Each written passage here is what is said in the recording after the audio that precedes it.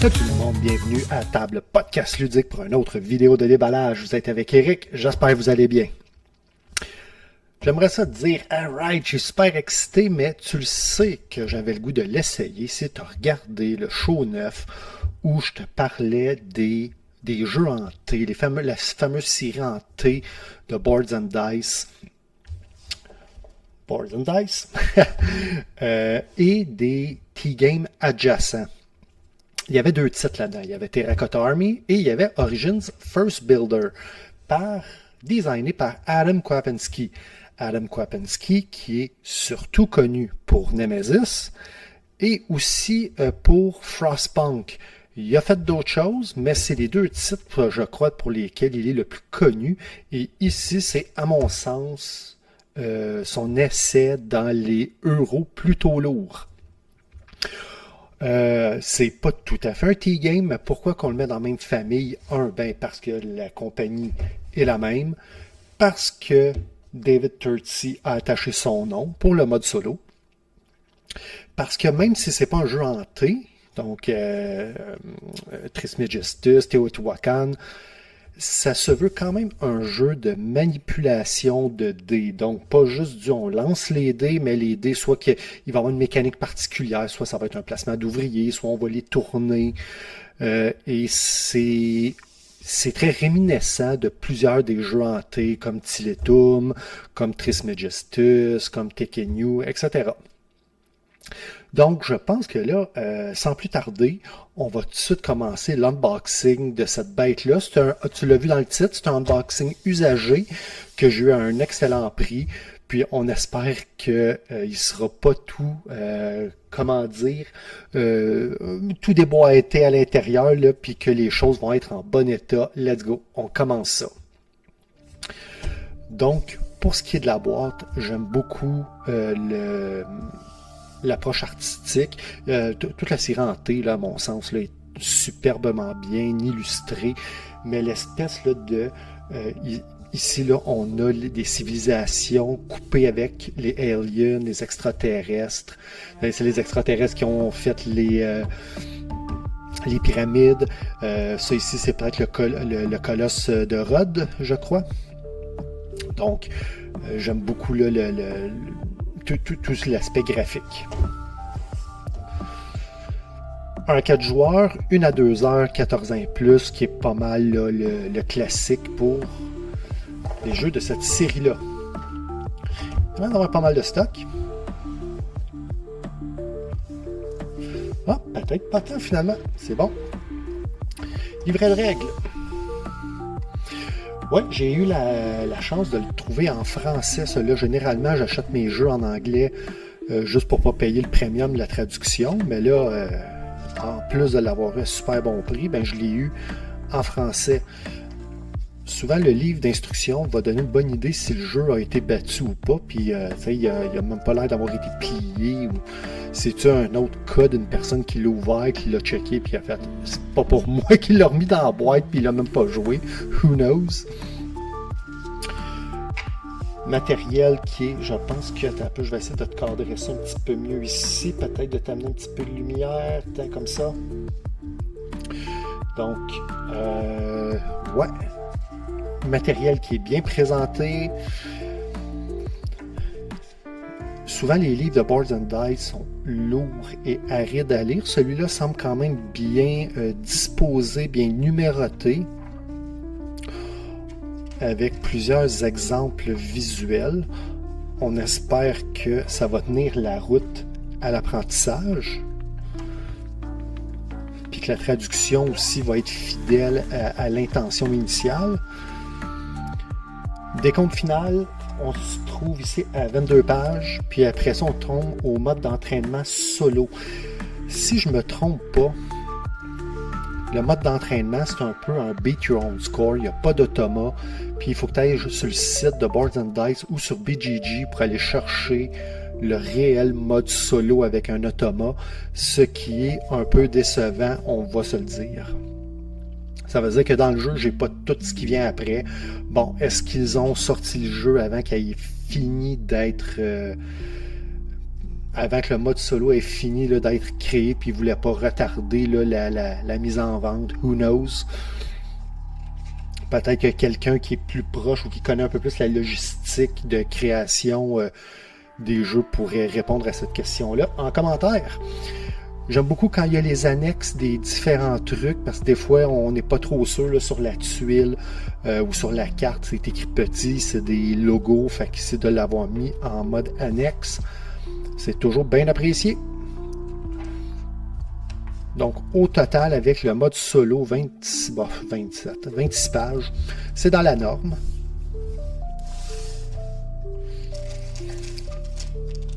Les fameuses soucoupes volantes qui... Les gens ont fait pas mal de plaintes, je ne sais pas ici si tu peux le voir, mais généralement, les gens noircissent les dés ici, parce que semble-t-il, ça peut être difficile à lire à une distance raisonnable. J'ai un Sharpie, fait que probablement que je vais le faire.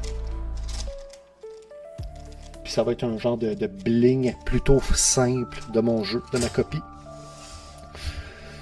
La personne semble l'avoir bien traité, ce jeu-là. Des jetons de bois en bonne quantité. On disait qu'un jeu hanté adjacent, donc ça vient avec beaucoup de dés. Je ne sais pas combien il doit en avoir là-dedans, il doit bien en avoir une trentaine. Ce que je trouve drôle, c'est que d'une copie à l'autre, on sent jamais que c'est les mêmes dés. Il me semble qu'il était plus gros que ça dans Tekken, exemple. Il était peut-être plus rond que ça dans Teotihuacan. Ils étaient plus petits, évidemment, que d'autres types de gravures dans Trismegistus. On dirait qu'ils n'ont pas toujours le même producteur pour les dés. Ça, c'était... Tabarnouche qu'il y en a. Ça, c'était le bout qui m'intéressait, donc la portion de voir comment le jeu sur le plateau peut amener à créer une ville. Donc, y a-t-il beaucoup de doublons là-dedans? Essentiellement, c'est que je crois qu'il faut créer des adjacences comme ça, et dans l'espace qui va être ici, on va pouvoir amener certains de nos dés comme étant des citoyens ou des trucs comme ça, puis ça va probablement débarrer les bonus qui seront au centre du quartier. Là, je regarde en même temps les tuiles en vrai, puis de côté, là, pour être sûr que je t'ai bien cadré, donc j'ai pas le temps de voir comme il faut. Ah, il y a des choses aussi au verso, hein, des fermes. J'ai vu certaines revues qui disaient que le texte était très petit. J'ai encore les yeux assez bons pour pouvoir bien le lire, donc je pense que c'est peut-être abusé là, que de dire que c'est illisible.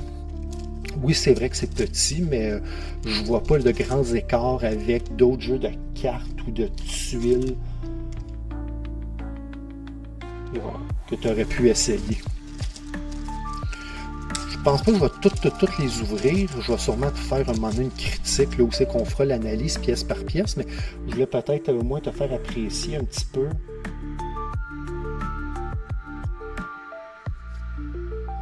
les dessins sur les différentes tuiles.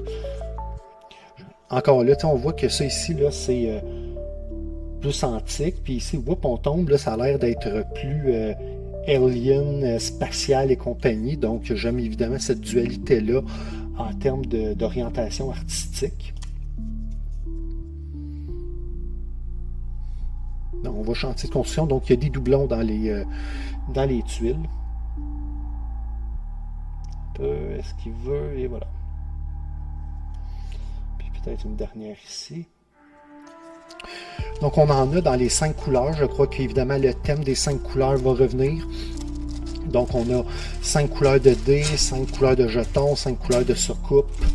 Puis on va avoir 5 couleurs de différentes tuiles. Probablement qu'il doit y avoir un thème, exemple le militaire, l'économique, le technologique et compagnie. On va voir ça à l'apprentissage. Ce qui semble être des ressources. Ça, c'est... Hey, Boards and Dice font des super beaux jeux. On voit là des tuiles, toutes sortes de trucs de haute qualité. Mais leurs ressources, ça fait dur. On se le cachera pas. Donc... Puis sais, le carton, habituellement, il est de bonne qualité, puis ça, il n'y a pas de problème, ça se punch bien, mais c'est un peu tristouné quand même. Là, on sent que c'est comme rendu à la fin de la production. Bah, on va puncher des dessins sur des ronds en carton, là, puis ça va faire la job. Fait qu'ici, de l'argent en dénomination de 5 et de 1. Hey, je suis obligé d'être proche en maudit pour que tu puisses voir ça, toi. Je suis quasiment rendu en lentille. Ce qui a l'air d'être du foin. Et probablement... let's go, mon chum. Et voilà. Et de la pierre. Ah, on a d'autres dés ici. 2. Fait que ça paraît d'être des dés réguliers. 3, 3, 5. Non, je pense que ça, c'est pas des dés réguliers. Ils n'ont pas les faces opposées ne donnent pas 7. D'autres types de tuiles. Y a-tu des trucs là-dessus de particulier? Non. Par contre, j'ai pas remarqué tantôt avec ceux-là ici. Attends un peu.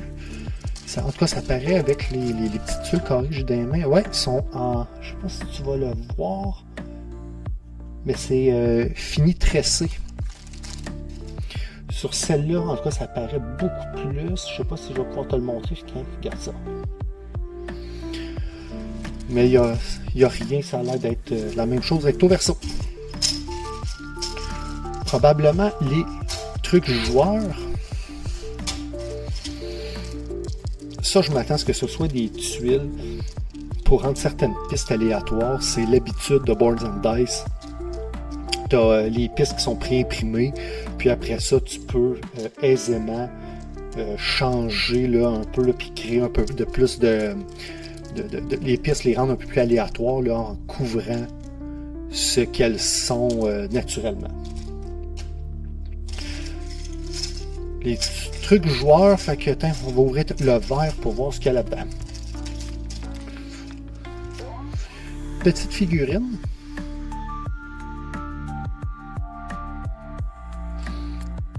Je suis convaincu, totalement inutile, mais super bien faite pour 1 euro. Franchement, c'est intéressant à voir. Et si je ne me trompe pas, ces socles-là sont faits pour accueillir des dés.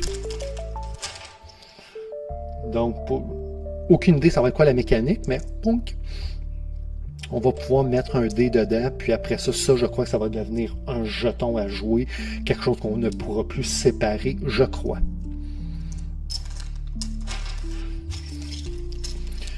Quoi d'autre? Probablement le début de nos... probablement le début là, de nos cités ou nos quartiers. Donc l'agora et le palais. Je ne sais pas à quel point là, que ça vient zoomer. Là, je pense que c'était pas si mal. Puis après ça, ben, on a des disques. Le jeton 100 points plus et d'autres socles. Ça va être de voir si après ça, je vais tout mettre ça dans une boîte en plastique là, pour pouvoir plus facilement sortir les différentes pièces. Ah, encore des ressources. Parchemin ou du papier ou quelque chose de même, et voilà. Donc toujours dans la même tristesse là, des jetons comme ça.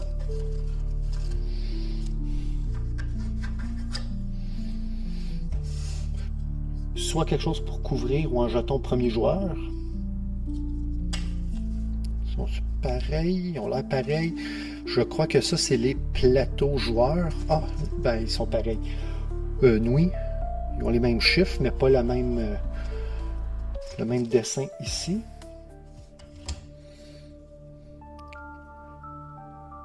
Encore là, le côté un peu plus tribal avec un croisement avec le côté un peu plus sci-fi.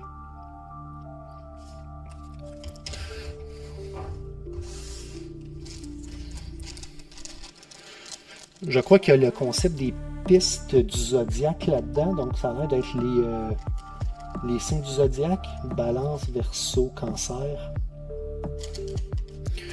Encore là des tuiles à mettre à plat. Ah, on parlait de zodiaque.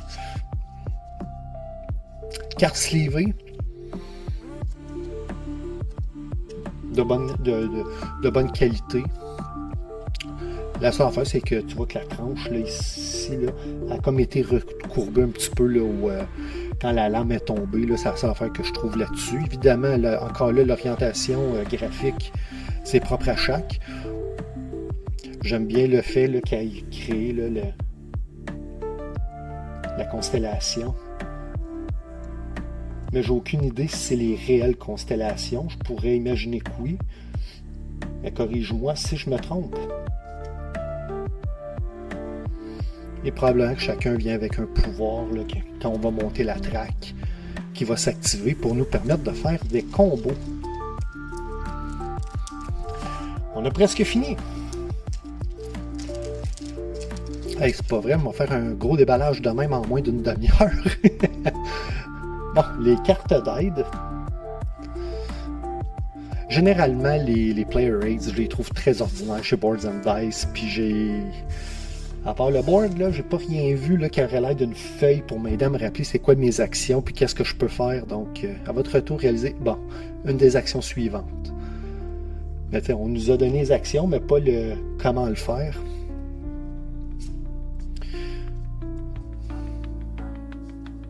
C'est la même qualité évidemment que les autres cartes, là, donc c'est tressé, c'est bien fait. Quelque chose me dit que les tuiles vont nous permettre de créer ces agencements-là pour faire nos points de fin de partie. Ça a tout l'air des agencements de tuiles.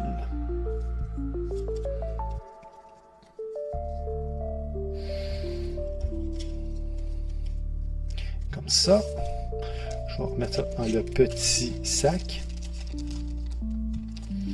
J'ai hâte d'avoir fini cet enregistrement-là pour pouvoir le tabler puis essayer ça. Bon, là, je vais essayer de tout tasser ça sans rien faire tomber. Excellent.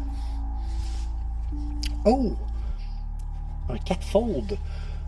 Pour un Boards and Dice, ça ne sera pas un 6-fold. Alright.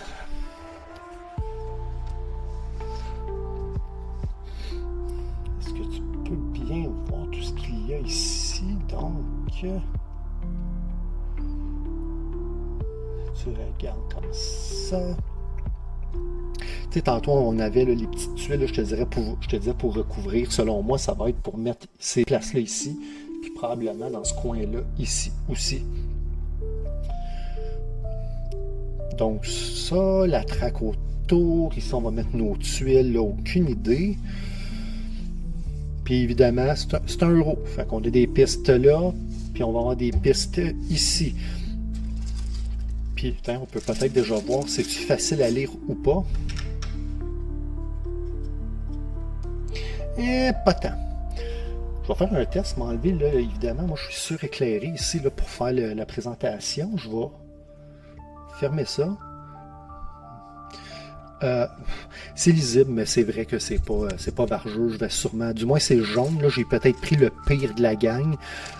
Ici rouge, dans le sac, il a l'air pas si pire, mais au bout, c'est lisible, là, mais il faut plisser les yeux un petit peu pour être capable de le lire. Fait que je vais sûrement le noircir